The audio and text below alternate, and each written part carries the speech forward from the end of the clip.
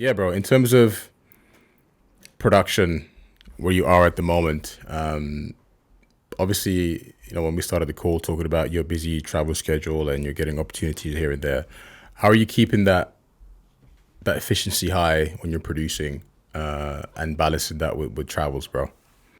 Man, it's a great question, and it's something I struggle with all the time.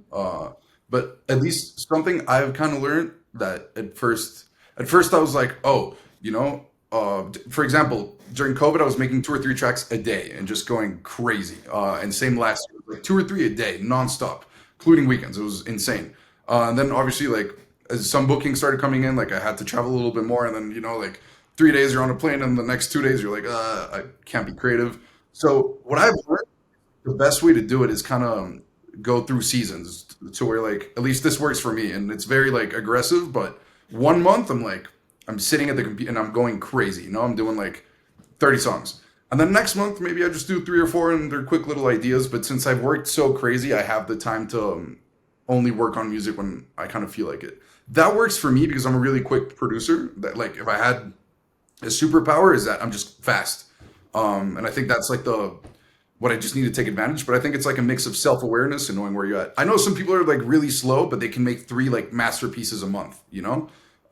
So maybe for them it's better to like take it really easy and then kind of find the time to do it. But for me, I'm like, yo, let's go crazy for a month, and then the Yeah, next one, like, chill, have fun. bro. 3 tracks a day is crazy. How does that work in practice? Is it more, you kind of have your arrangement style and you base it off that and you build, or yeah, I mean, for someone that is just getting into production and no, but Or seriously, to me, it's just like, because I'm sure someone watching is just like, fuck, 3 tracks a day. How is he doing that? But I'm sure there's a workflow and there's a method, right? there definitely is a method, and the method is like kind of not having a method, and I'll explain. For me, you need three things for a track: hook, groove, and a riff. You have those three, track's great. So I'm just trying to find those three. And it depends. Sometimes I start with the groove, sometimes I start with the riff, sometimes I start with the hook. Kind of just depends. If I find the sample I like, chord progression, kind of where it's at. Then Yeah. once I have those three, I kind of just know off the bat. I've just made so many tracks in my lifetime that I kind of know I'm really good at arranging, so I'm just like quick to kind of figure it out. And after there, again, like I'm really good at kind of getting like a V1, something that I can play out that's good. And then where I like lack and take a little bit more time is just sound design, nitty gritty, kind of going in and going crazy with all the specifics. I made actually a video for my YouTube channel called The Bed Theory, where I explained kind of how I'm able to make a bunch of these like super quickly. I think that's kind of helpful. But again, it's just remembering that like the big three, hook, groove, riff. You Yeah. have those three, and you're golden. And usually, okay, so usually you're good if you've got those three. You said hook, riff, and groove. So Correct. that's the trifecta. That's a perfect.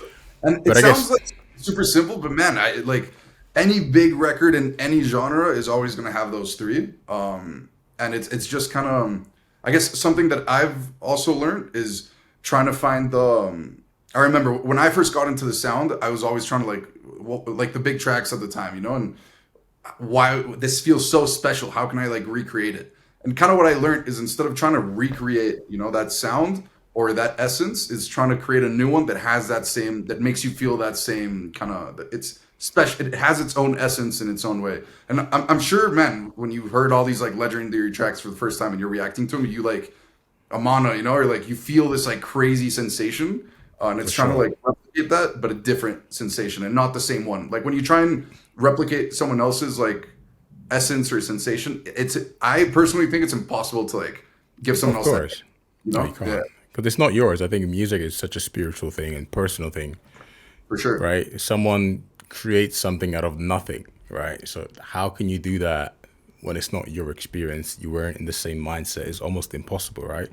Of course, when you hear a production and you can try and recreate it, but you're not just gonna feel what they felt when they made it, right? So it's impossible to do that. But I think it's a good way of learning how to produce and learning how to structure a track and get an idea going, right? Is to have a reference, but you're never gonna be able to recreate and Rapture Part 3, No, no, of course. to that And same. Man, I think a lot like the way to think about it, and Rick Rubin says this a lot. He has a great book, The Creative Act, highly recommend. But basically, it's like the music kind of, musicians are translators of the muses, which are like the Greek gods of music, right? This is like the kind of the theory that as a musician, you're a translator, and the better you get at like producing or a certain, skill, you're just going to be better at translating ideas. And ideas aren't ours, they always exist. And I'm sure, bro, you're probably like, oh, I should remix this track or I want to make this, blah, blah, blah. And then you see someone else kind of do it and you're like, how did that happen? And it's like, if you don't execute on the idea, it's probably going to go to someone else. And when you start treating yourself kind of like a vessel and like you're the medium to where the idea kind of comes into fruition, um, it's very different because you start just like letting the music take you where it needs to and you just start flowing and you realize how little control you kind of have over this thing. Like you're just sitting there and it kind of just takes you and all you can do is just get better at your craft. Like something I did that really helped is like I know every single Ableton command by like heart. Like you could quiz me on it and I know every single one. And it just saves me so much time and it's just like, oh, I know I need to cut this and like put this and add another section. It's like da, da, da, done and I can let the music take me where it needs to instead of like kind of being halted by these like skill, you know, like obstacles. Man, wow, Yeah, wow. That's such an advanced mindset, an advanced kind of workflow, right? Because I think a lot of people don't, they're not conscious about those little moments where you're looking for something or, you're in the doll and then you have to go on Google to search something and that creates a blocker, right? of In course. your thinking and in your flow, right? So that's a great point, bro. That's actually amazing. But very quickly, man, before I let you go, just wanted Of to course. to quickly chat about obviously, you've got a high output when it comes to music production. So it's impossible to release everything. It So really is. no, It but was it good, must be man. like I'm sure you've Yeah. got hundreds of finished projects, finished tracks in your hard drive, but so it's are you getting reps in? Is it more for to get the reps in and improve production, or is it more of a an outlet for you, right? Yeah.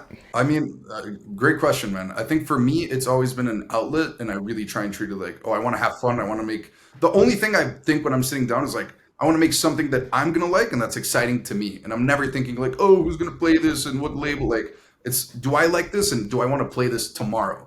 And if the answer is yes, then I love it.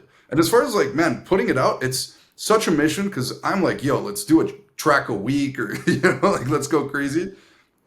And then you realize that like you also kind of fuck yourself over a little bit if you don't give tracks at least a little bit of time between each other. I found that like the sweet spot is kind of like a month in between. So month, track a month I think is like the perfect sweet spot. But man, if it was up to me, I'd be doing one a week or more. But like you have to hype it up properly, like do the whole thing. So it's just I really wish I could do just share my music to the world. But I also think it's smart to like tell a story, and kind of like as the sound progresses, over the years and you kind of grow with your favorite artists. Like I think it's also cool to take your Yeah, time with it.